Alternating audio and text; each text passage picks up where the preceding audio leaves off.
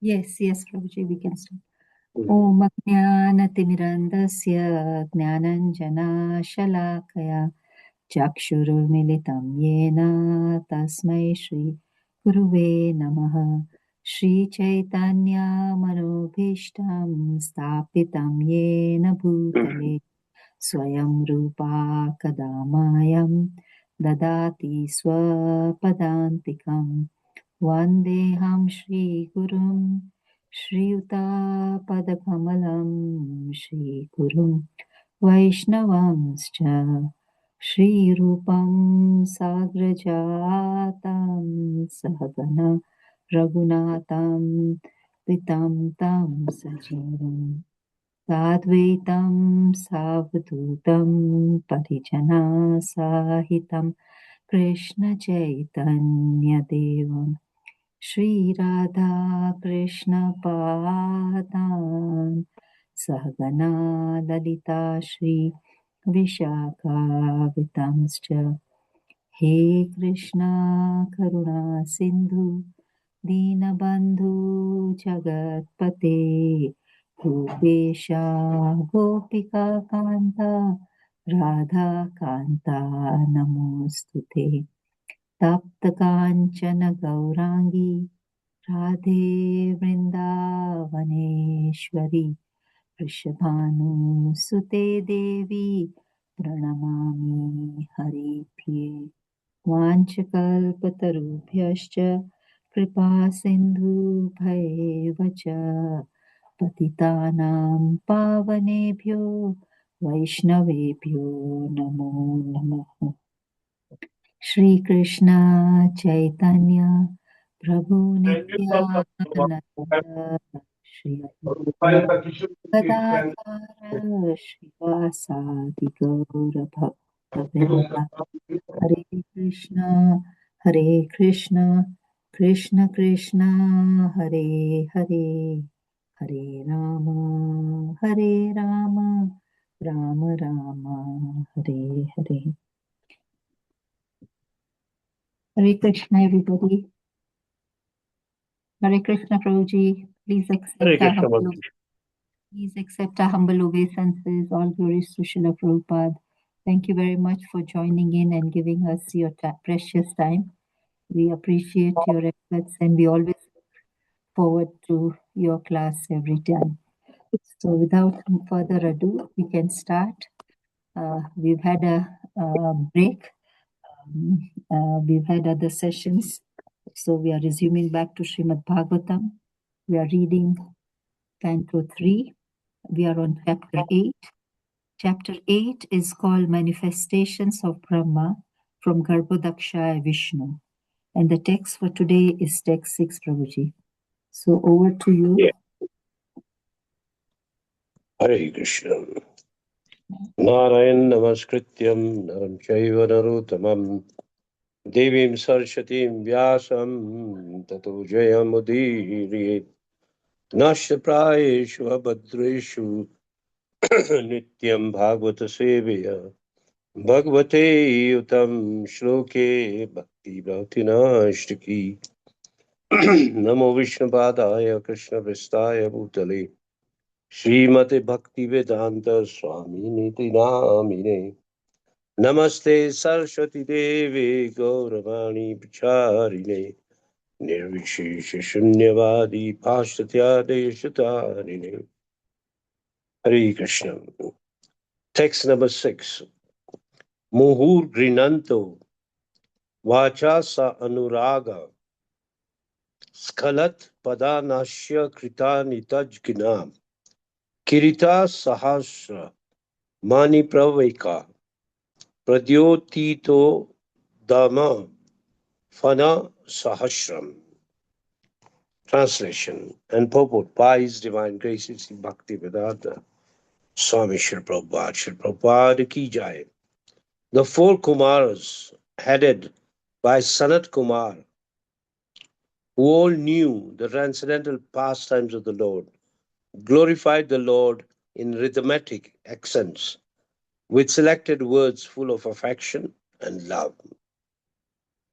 At that time, Lord Sankarsana, with his thousands of raised hoods, began to radiate an effulgence from the glowing stones on his head. Okay, would someone like to read the purport?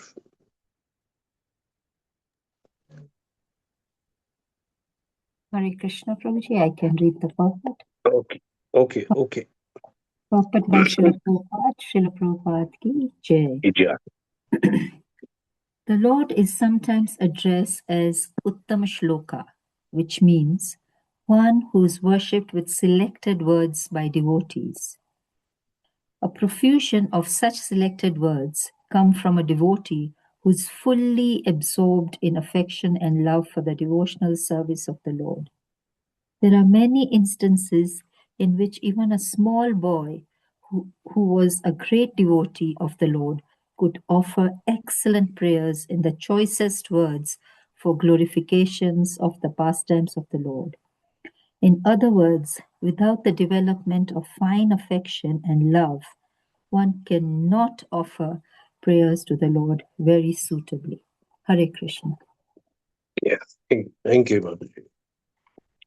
So, it's a short purport, but a very important purport. The first thing Sri Prabhupada explains that the Lord is addressed as Uttama Shloka. Uttam means very high. Shloka means words. So Uttam Shloka means is worship with selected words by devotees. Not everyone can glorify the Lord. Only devotees can offer. So in the Bhagavatam it says, Uttama Shloka Gunana Varnanam. The Lord cannot be praised by ordinary words. They have to be made of selected poetry. Very intellectual people or intellectual beings can offer prayers. So you should learn the word Uttam Shloka. And the simple meaning is worship with selected words by pure devotees. And such words are born from the mouths of those who are fully absorbed in affection and love for the Lord. To bring those words out of your mouth, you need the vocabulary. And the vocabulary cannot come out, the right words or the chosen words cannot come out of your mouth if you are not fully absorbed in affection and love for Krishna. Not possible. You find throughout Bhagavatam, there are many sections where prayers are there, beautiful words are there. And even if you study those words, we may not understand it at one go. Unless in the association of devotees, one can hear or understand those choicest words and understand the sentiment or the emotion of the devotee who is offering the prayer. Just like earlier we heard that Maitri Muni spoke Srimad Bhagavatam to Vidura. And for your information, the conversation between Maitreya and Vidura is the longest in the Srimad Bhagavatam, third canto, fourth canto. Such big, long canto. Third canto is very long. So anyway, the conversation between Maitreya Muni and Vidura is very useful. Sri Prabhupada comments that Maitreya Muni spoke on Bhagavatam, which is especially compiled, traditionally comes in disciplic succession, and provides solutions for every problem of a human being. Bhagavatam answers all the questions or has the answers for all the questions or a remedy for all our problems. And only the fortunate ones have the opportunity to hear Srimad Bhagavatam from pure devotees. Sri Chaitanya Mahaprabhu says, Bhagavata Parigya Bhagavata Stade. You should hear Bhagavatam in the company of devotees. Do not hear from those who are not devotees. There was one devotee of Sri Chaitanya Mahaprabhu, Pradyumna Mishra, and he wanted to hear Krishna Katha. And he came to Sri Chaitanya Mahaprabhu that I want to hear Krishna Katha from you. And then Sri Chaitanya Mahaprabhu told him, the person who is expert at Krishna Katha is Ramanand Roy. Why don't you go to him? So he went there. I think you might have or must have heard this pastime. If you heard it, hear it once again. That when he entered there, Ramanand Rai was training very small girls in dancing to please Lord Jagannath. In those years, there used to be selected girls, very young ones, between 12 years and 15 years, who were trained and would dance in front of Lord Jagannath to please Lord Jagannath. So, when you train some small girls and you touch their hands, you touch uh, any part of the body, make sure that the dance goes rhythmically. Even the eyes, even the legs, even the hands. You might have seen the girls performing Bharatnatyam. They dance with such an accuracy. The movement of their body movement, especially of the eyes, is so perfectly done. It even captures the mood of the audience. So imagine they were trained to capture the mood of Lord Jagannath. Anyway, at that time, Pradyumna Mishra went there and he noticed that he is touching small girls who are just in youth or about to start the youth. So he felt, he got a doubt that how can such a person know Krishna Katha? He's training girls. Then he came back to Sri Chaitanya Mahaprabhu and told him what he saw. And Mahaprabhu told him that it is only Ramanan Rai who can train them and is not affected by these girls or by women. If you touch small girls of young age, you can become contaminated because their bodies are soft. And especially lusty man, if he touches small girls, then the lust arises in their bodies, which can pollute them, contaminate them. But yet, Sri Chaitanya Mahaprabhu told Pradyumna Mishra that he is unique, he is not affected even by the touch of these girls or by touching them. And Mahaprabhu spoke about himself that though I am a sannyasi, I stay away from women, but I would even touch a wooden doll. It affects me. It's a frank way to teach us. That's why in the Chanakya Niti, it says that, and also in the Shastra, it is said that once the girls go into puberty, nobody should touch them till she gets married. And only person who can touch her is her husband. Of course, these days, this culture is not very well followed. Some years ago, it was followed very well. So when he got this explanation, he went again to Ramanand Roy. And he was shocked to see all this. But when Ramanand Roy started speaking Krishna Katha, he was shocked. He was so expert.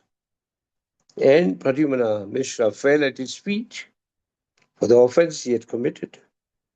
Anyway, this story should be remembered that Krishna Katha is no ordinary Katha. It is explained in Uttama Shloka, very high, choicest words by pure devotees. So it's not easy.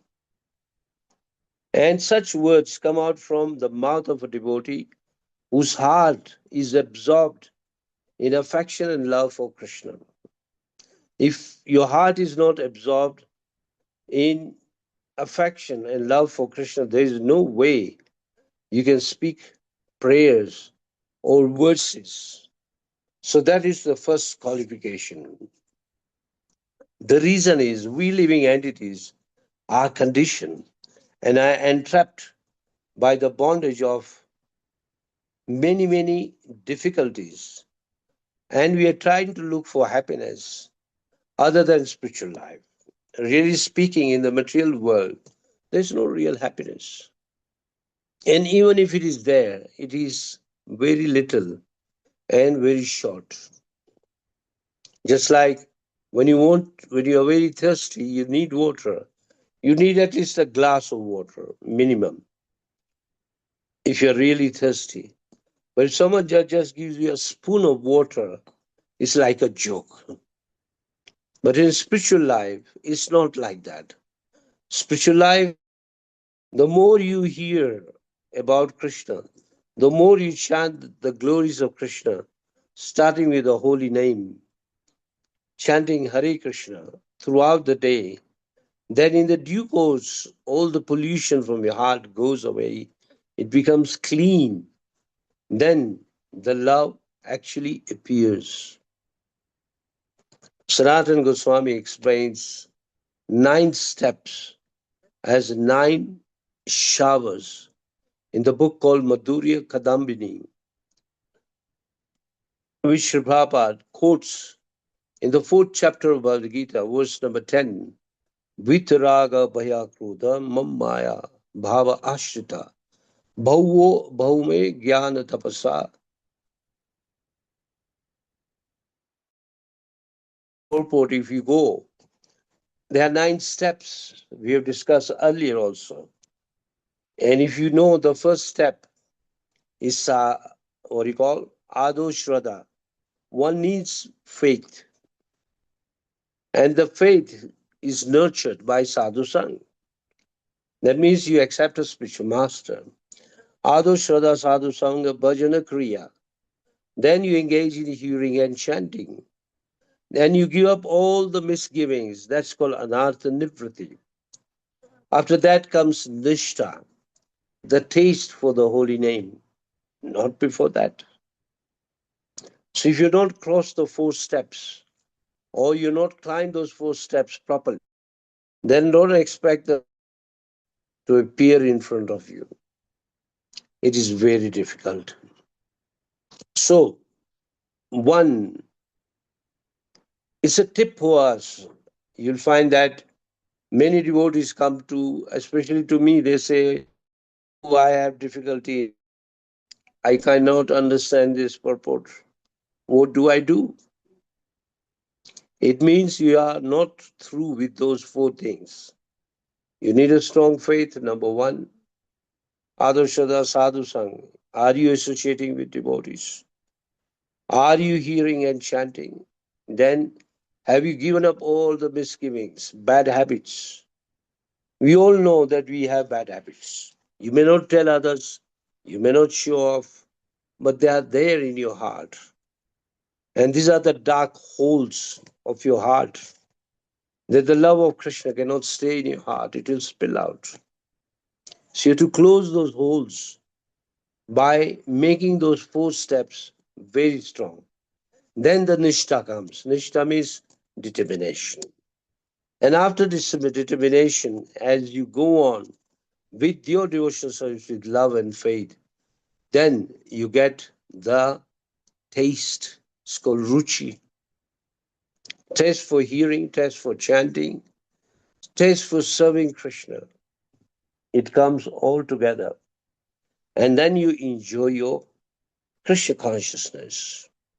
So without performance of devotional service, the material problems cannot go. They will always stay. And it's not that they will go. No, they will be there, but you will know how to overcome them. You'll get all the clues Krishna helps you. So in other words, we have to develop fine affection and love. So we talk about 6 steps. Adu Shraddha, Sadhu Sang, Bhajana Kriya, Anartha Nivriti, Nishta, then Ashakti, Bhava, then Prema. In the end, you get love of Krishna. So it's not something easy or something which can be attained at one go. Maybe if you are very, very special and if you have a blessing of a pure devotee, it may happen. But in most cases, it doesn't happen. It's a gradual process. Like many devotees, they chant, but it takes time before they get taste for chanting. The taste comes late. It's not that it's not going to come. If you go on chanting, there's a nice lecture when a devotee asks Srila Prabhupada that I'm not enjoying my chanting. Srila Prabhupada says, time will come. You go on chanting. Then the devotee says, but I'm not even chanting properly. Prabhupada says, then you chant properly. Chant properly. Don't give up.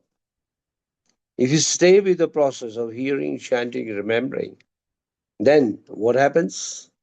The love of Krishna will come to you. You do not need to work very hard for that. The meaning is that it's not something very complicated. It is very simple. But you have to follow the process. So it says here that somehow or other, if you get connected to Srimad Bhagavatam, hear it from pure devotees, like this gadget which I'm holding in my hand is available practically everywhere. And if you don't take, you can always order from India. It's not expensive. And it comes with a flash disk. You can hear Prabhupada daily, at least 2 lectures every day. These lectures will do so much good to you because Prabhupada is the original powerhouse. He's the Acharya. He's the eminent Siksha Guru of our society. Whoever is teaching you or whoever is lecturing, he's also dependent on Prabhupada because everything comes from Prabhupada. And he's explaining in a simplest language. So, by hearing Bhagavatam, you can come out of the material entanglement. That's why, in the beginning of this chapter, Maitreya Muni is showing compassion to Vidura, a pure devotee.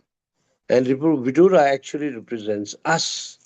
So, what is our immediate duty? Our immediate duty is to hear.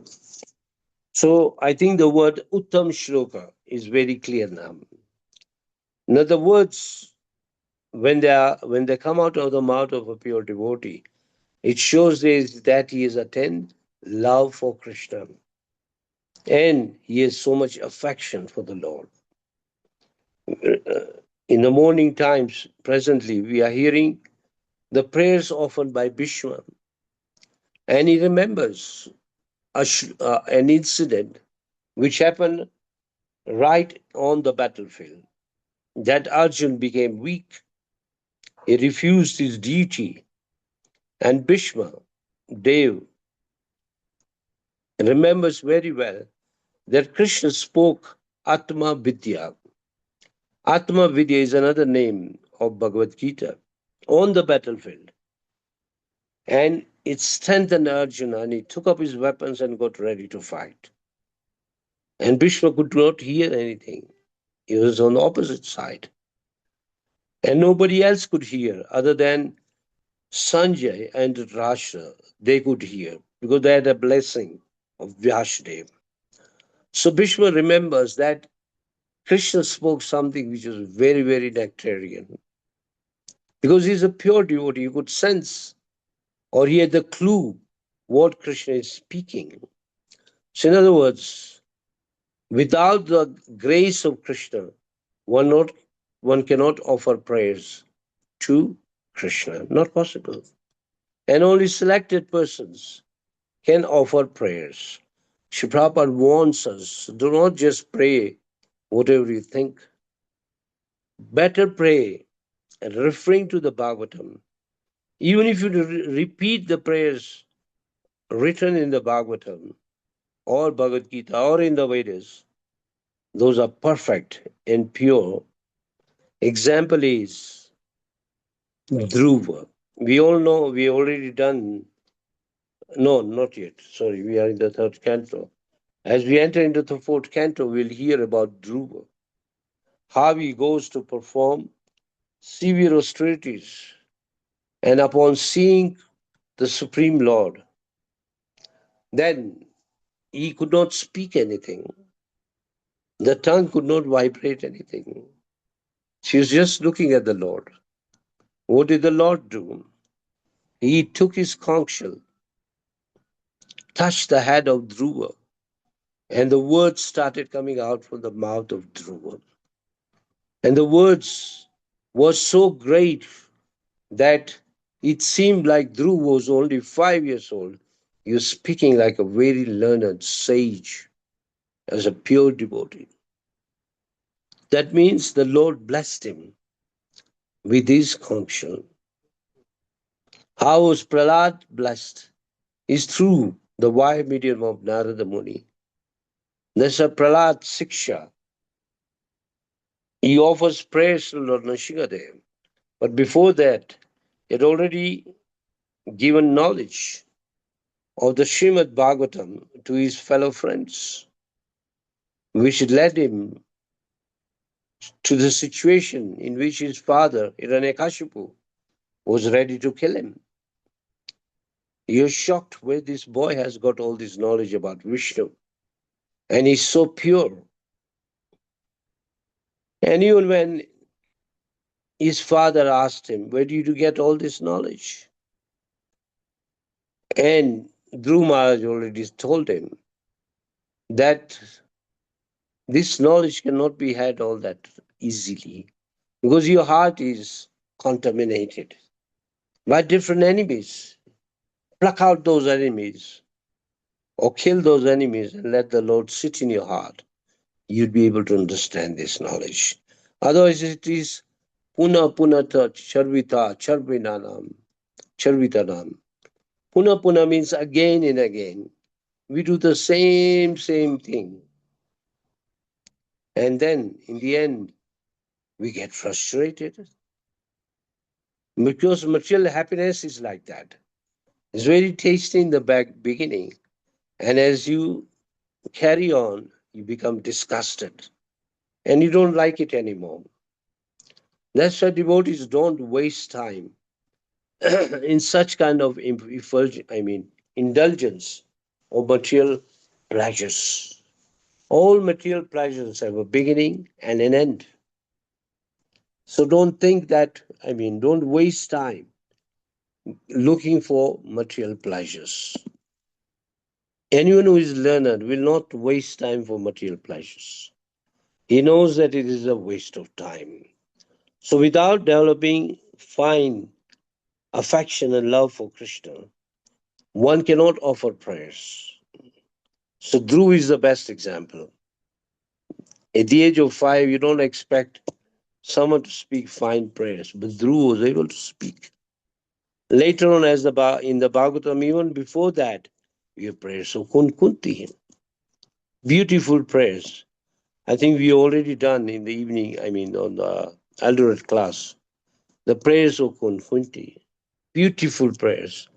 And there's a book called Prayers of Kunti. You can get in a book form in which the prayers are longer.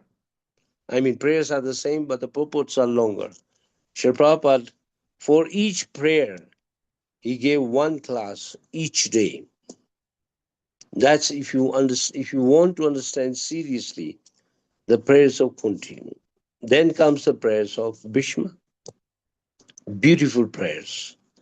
So these prayers prove that both Kunti, Bhishma, or even Dhruva had actually developed love and affection for Krishna, and they were absorbed in it. Now, how to attain that love and affection is to follow the process given by the acharyas. And the acharyas have given us a process how we can develop affection like Kunti, Bhishma, Dhruv, Prahlad, and many other devotees in Srimad Bhagavatam. But a common thing is that you follow the process of practicing Navda Bhakti, hearing, chanting, remembering, and so on. And the directions given by the previous acharyas, we simply follow them. There is a small book by Rupa Goswami I think all of you must have read it, and it is taught many, many times. It's called Updesh Amrita. In English, it's called Nectar of Devotion. Yes, that's the book Kirtidar Sundari Mataji is showing. So if you see in that book, the second verse and the third verse, the second verse teach you unfavorable things. The third verse teaches you favorable things. So what is unfavorable is written there. Six things unfavorable and six things favorable in the verse number 3. You yourself can refer to the book and get the answers. And Nectar of Devotion, even if you know it, I would still recommend you read it every year or every 6 months. It uplifts you. It points out where you've gone wrong and brings you back to normal. So there are so many things favorable, which are called anukula, and unfavorable things are called pratikula. And Srila Prabhupada also quotes our Acharya Bhaktivinoda Thakur and Bhakti Vilasha. He gives 6 processes which lead you to surrender. So we should ask a question to ourselves: am I surrendered? And if you are, then are you following the process? Number one, you should know that Bhaktivinoda Thakur says that accept things which are favorable in your devotional service. So, can anyone tell me at least 3 things or 4 things which are favorable in devotional service? Um, Devotees who are attending the Bhagavatam class. Anybody would like to try?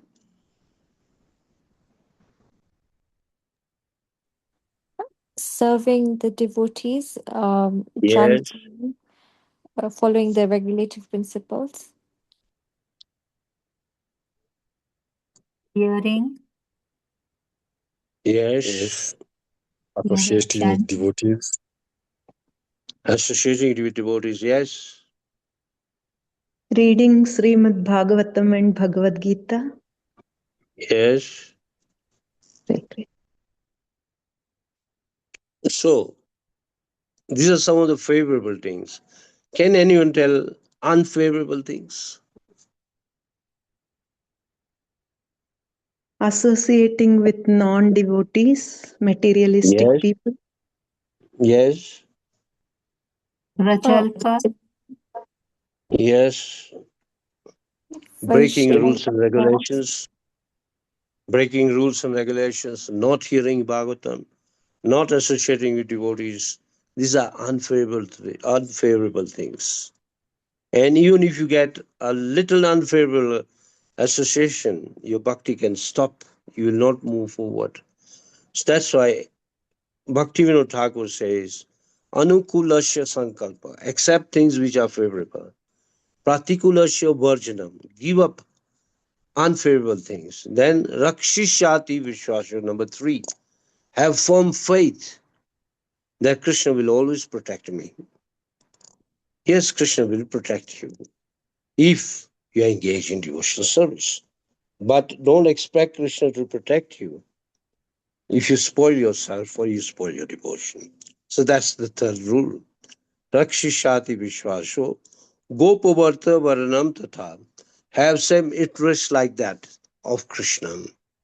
Number 5 is to be very meek. Meek means everything belongs to Krishna. Whatever is going on is because of Krishna. That is called meekness. And last is humility. Humility comes when you realize that Krishna is very, very great and I am so ungrateful to Krishna. Then the humility comes. So these 6 things will lead you to full surrender to Krishna. So our acharyas have already laid down the process. We simply process. And that's why Sri Prabhupada quotes this particular verse in the 1866. We all have Bhagavad Gita. You can go to 1866. You can see this shloka in italics. And Prabhupada is giving the meanings. Now, as you read and read and read the purport, I would advise read it many times. Understand the purport very nicely. And you will realize that in the end, it says, Ma Shucha. Ma Shucha means don't worry. But Prabhupada also says, don't worry, don't fear, and don't hesitate. He adds two more meanings. So when it comes to surrender, we should not wait. We should surrender to the earliest. And if you hear Bhagavatam or Bhagavad Gita, they give you the directions how to surrender. Even in the 15th chapter of Bhagavad Gita, I think it's verse number 5, which speaks about surrender. Nirmana moha jita shanga dosha adhyatma ditya vinivirta kama dvainde vimukta sukha dukkha sagnai gacchantya muta patham avyayamta. It's a very famous verse. And if you read the purport, it's a very beautiful purport. There's one line which shocks everyone. Srila Prabhupada says, you come to this world for a short time and you want to plan and possess everything. And think that everything belongs to me. No, that's a wrong notion. It becomes an obstacle to surrender. Krishna is the proprietor, not you. You are using Krishna's item for a very short time because our lifespan is not more than 100 years. In 100 years, we all die. I mean, we all give up the body. We don't die, but we have to change our body. So 1866 and 15.5 both teach you how to surrender to Krishna. So the first thing you have to smash is your own false ego. Break it. Just like if there is a glass made up of glass, you throw it down, it breaks. In the same way, remove your ego and break it into pieces. And then let the devotees walk over it. In this way, you humble yourself in front of Krishna. So this way, one can surrender to Krishna and get the mercy of Krishna. Take an example of a beggar, or imagine that you are in the shoes of a beggar. If you go out to beg, you have to put your hand out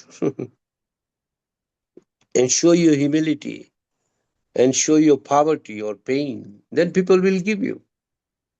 But if that humility is not there, nobody is going to give you begging. Your pot will remain empty. That's why. Why do the sannyasis and the brahmacharis go around for begging? This is the reason. Two things are done at the same time. It increases your humility and it increases your love for Krishna and your dependency on Krishna when you become humble. So that's why in this particular verse we read today, is when you become humble, when you take yourself to be very meek, then those beautiful prayers can come out of your mouth. Otherwise, whatever prayers come out, it may be just a moral instruction and nothing more than that. It will have no ingredient of pure love of Krishna. Kunti Maharani, when she's offering prayers, in one of the prayers she says, O Krishna Sakha. She's not just praying to Krishna, she's also praying to Krishna Sakha. Who is Krishna Sakha? Arjun. And at the end of Bhagavad Gita, it says, wherever there is Krishna, wherever there is Arjun, that party will win, or that side will win, because there is victory, there is moral, extraordinary power, and fortune. Four things come together. That's why we don't just worship Krishna, we worship our spiritual master along with Krishna, so that we get the mercy. And then if we are fortunate enough, we will be able to glorify Uttam Shloka. Who is Uttam Shloka? Anybody? When you say Uttam Shloka, who is that person?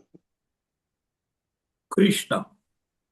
Yes, he is Krishna, who is glorified with the highest or the choicest words. And if we do that, we are very, very fortunate. Prabhupada uses the word, only fortunate people hear Bhagavatam in the company of devotees, and they develop love for Krishna, and when their heart is clean, then they can offer prayers. Otherwise, our prayers will be full of mistakes and have no meaning. And Krishna is not attracted in such words. On the other hand, you may not be expert in Sanskrit. That doesn't matter. Or your vocabulary may not be good. But if there is affection and love in your heart, Krishna will accept that prayer. So this is the meaning of this particular verse. I'll read the verse again. The four Kumaras, headed by Sanat Kumar, who all knew the transcendental pastimes of the Lord, glorified the Lord in rhythmic accents with selected words full of affection and love. At that time, Lord Sankarshan, with his thousands of raised hoods, began to radiate an effulgence from the glowing stones on his head. So the Kumaras, when they offered prayers, especially Sanat Kumar, to glorify Uttam Shloka or Krishna, then Lord is very, very pleased. Now the time is finished. If you have any questions, you can ask. Anybody else? Thank you very Yes, much. Prabhuji. Prabhuji. Yes. Go ahead. Somebody was asking something? Yeah, I was asking the last sentence. Without development of fine affection and love, one cannot offer prayer to the Lord very suitably. Now we are the neophyte devotees. Our devotion is even on the first step of line. So when we offer the prayer, what about the accept, whether Lord Krishna accept or not? Well, if there is love and affection, even if you are neophytes, he will accept. But do we have love and affection? Ask yourself. That's why Sri Prabhupada says, don't offer prayers from yourself.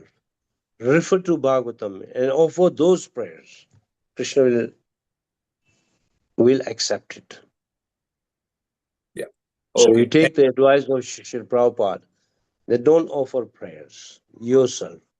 Let the prayers be, use the prayers written in the Bhagavatam or Bhagavad Gita or others. And then you offer to Krishna. Krishna will be very pleased. Because we are not capable, or we are not competent, or we are unfit to offer any prayers. Yeah. Okay. Thank you. Yeah. At the same time, don't feel small-hearted. You keep on engaging in devotional service, hearing, chanting, remembering. A time will come, you will attain that love and affection, and you'll be offered prayers. Yeah. Okay. Thank you very much. Chanting, the best prayer is chanting the Hare Krishna mantra. If you don't know any prayer, offer Maha Mantra. And with the bhava means with the right emotion you offer, Krishna will accept.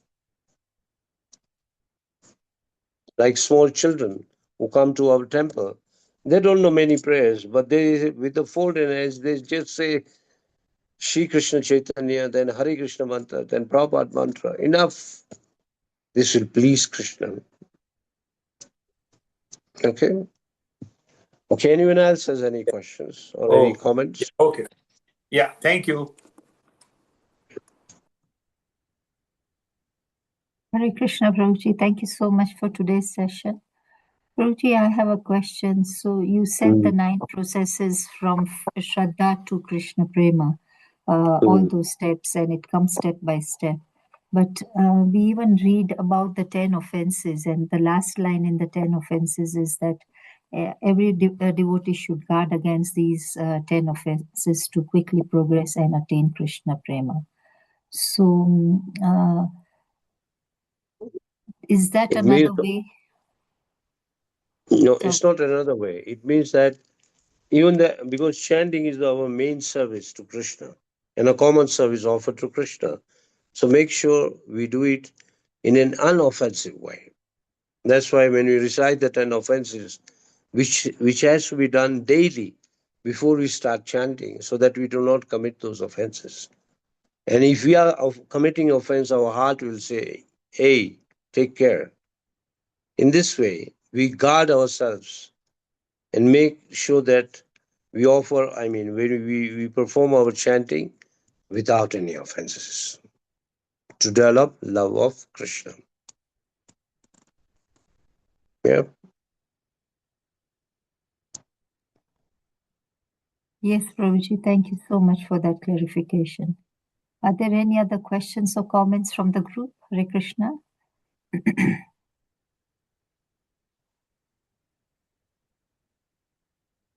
If there are no questions or comments from the group, maybe we can end today's session. Eastern Prabhu, are you able to end today's session, please? Hare Krishna, please accept my humble obeisances. All glories to Srila Prabhupada. Thank you so much, Prabhuji, for the wonderful session today. A lot of important points have just come up, and I really understood the lesson today. So informative. Thank you so much. And I would also like to appreciate the devotees who joined today. Thank you so much for your presence. Yeah, Hare Krishna. And I will request each and every devotee to unmute and chant one round of the Hare Krishna Mahamantra in the glorification of His Grace Rukma Prabhu for the wonderful lesson. Hare Hare Krishna, Hare Krishna, Krishna Krishna, Hare Hare, Hare Rama, Rama Rama, Hare Hare. Prabhupada ki jai, Bhagavatam ki jai. Kalpatarukyascha kripa sindhubhyo Patitanam Patitanam pavanebhyo pavanebhyo Vaishnavebhyo Vaishnavebhyo namo Namo namaha. Namaha. Granth Srimad Bhagavatam ki jai. Jai. Srila Prabhupada ki jai. Jai. Congratulations to all the initiated devotees once again. Hare Krishna. Hare Krishna. Thank you so much, everybody, for joining in. Thank you, Eastern Prabhu, for ending the session. Hare Krishna.